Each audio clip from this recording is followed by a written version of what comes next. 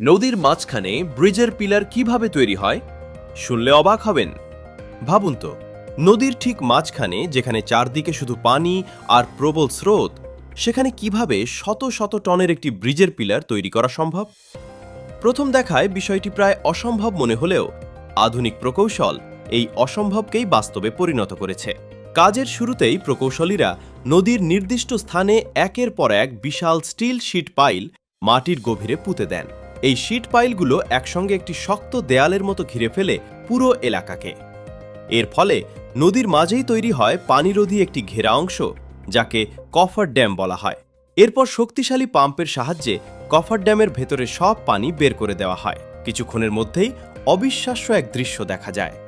যেখানে কিছুক্ষণ আগেও নদীর পানি ছিল, সেখানে এখন তৈরি হয়েছে সম্পূর্ণ শুকনো একটি কর্মক্ষেত্র। শুকনো জায়গা তৈরি হওয়ার পর শুরু হয় পিলারের ভিত্তি নির্মাণ। প্রথমে মাটির গভীরে বসানো হয় শক্তিশালী ফাউন্ডেশন এবং স্টিলের রডের জাল। এরপর ধাপে ধাপে স্থাপন করা হয় বিশাল স্টিলের রিইনফোর্সমেন্ট কাঠামো, যা ভবিষ্যতের পিলারের মূল কঙ্কাল হিসেবে কাজ করে। এরপর আসে সবচেয়ে গুরুত্বপূর্ণ ধাপ, কংক্রিট ঢালাই।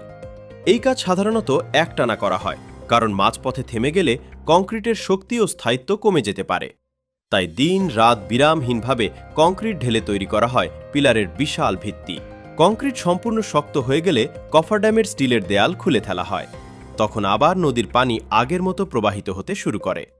কিন্তু এবার সেই পানির মাঝখানে দৃঢ়ভাবে দাঁড়িয়ে থাকে বিশাল কংক্রিটের পিলার, যার ওপর তৈরি হয় পুরো সেতুর কাঠামো। একটি ব্রিজের ওপর দিয়ে আমরা প্রতিদিন খুব সহজেই চলাচল করি, কিন্তু সেই ব্রিজের প্রতিটি পিলারের পেছনে লুকিয়ে থাকে অসাধারণ পরিকল্পনা, আধুনিক প্রযুক্তি এবং হাজারো প্রকৌশলীর নিরলস পরিশ্রম। আর এভাবেই প্রবল নদীর স্রোতকেও হার মানিয়ে তৈরি হয় বিশ্বের সবচেয়ে শক্তিশালী সেতুগুলো।